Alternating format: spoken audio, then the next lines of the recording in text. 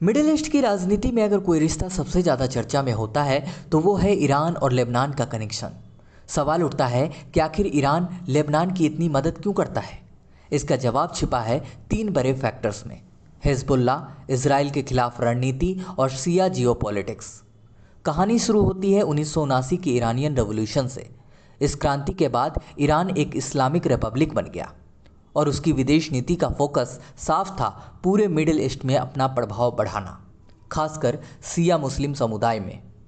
अब आते हैं लेबनान पर। लेबनान एक छोटा देश है, लेकिन उसकी लोकेशन बहुत रणनीतिक है, सीधे इजराइल के उत्तर में।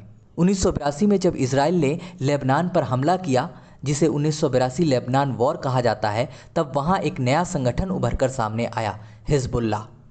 हिजबुल्ला कोई साधारण संगठन नहीं है। इसे ईरान की रेवोल्यूशनरी गार्ड्स ने ट्रेन किया है, फंड किया और हथियार दिए। इसका मकसद साफ था: इजराइल के खिलाफ लड़ाई लड़ना और लेबनान में शिया समुदाय को मजबूत करना। आज हिजबुल्ला लेबनान की राजनीति और सैन्य ताकत दोनों में बड़ा रोल निभाता है। इसे कई देश आतंकवादी संगठन मानते हैं, लेकिन लेबनान में यह रणनीतिक पार्टी भी है और सामाजिक सेवाएं भी चलाता है। अब समझिए ईरान की रणनीति। इजराइल, अमेरिका और ईरान के बीच जारी युद्ध से पहले तक ईरान सीधे इजराइल से युद्ध नहीं करता था, बल्कि वह प्रॉक्सी वॉर की नीति अपनाता था। इसका मतलब दूसरे देशों या संगठनों के जरिए अपने दुश्मन पर दबाव बनाना।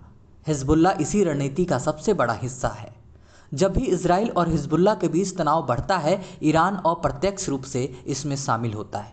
उदाहरण के लिए 2006 का लेबनान वॉर, जिसमें हिजबुल्ला ने इजराइल को कड़ी टक्कर दी थी। इस युद्ध ने साबित कर दिया कि ईरान की प्रॉक्सी स्ट्रेटजी कितनी असरदार हो सकती है। अब तीसरा फैक्टर, शिया जियोपॉलिटिक्स। मिडिल ईस्ट में दो बड़े इस्लामिक समूह हैं, सुन्नी और शिया। ईरान शिया बहुल देश है और खुद को पूरी दुनिया के शिया मुसलमानों का संरक्षक मानता है। लेबनान में शिया आबादी का बड़ा हिस्सा है और हिजबुल्ला उसी समुदाय का प्रतिनिधित्व करता है। इसलिए ईरान के लिए हिजबुल्ला सिर्फ एक मिलिट्री टूल नहीं है, बल्कि एक आइडियोलॉजिकल पार्टनर भी है। इसके जरिए ईरान अपनी धार्मिक और राजनीतिक पकड़ मजबूत करता है। इसके अलावा ईरान शिया क्रिसेंट नाम की एक रणनीतिक सोच पर भी काम करता है, जिसमें ईरान से लेकर इराक, सीरिया और लेबनान तक शिया प्रभाव का एक नेटवर्क बनाना शामिल है। इस नेटवर्क में हिजबुल्ला एक अहम कड़ी है। लेकिन यह रिश्ता सिर्फ सैन्य या धार्मिक नहीं है। ईरान लेबनान में इंफ्रास्ट्रक्चर, हेल्थ केयर और एजुकेशन में भी निवेश करता है, खासकर हिजबुल्ला के कंट्रोल वाले इलाकों में। इससे वहाँ के लोगों को समर्थन भी मिलता है। हालांकि इस सपोर्ट की कीमत भी है।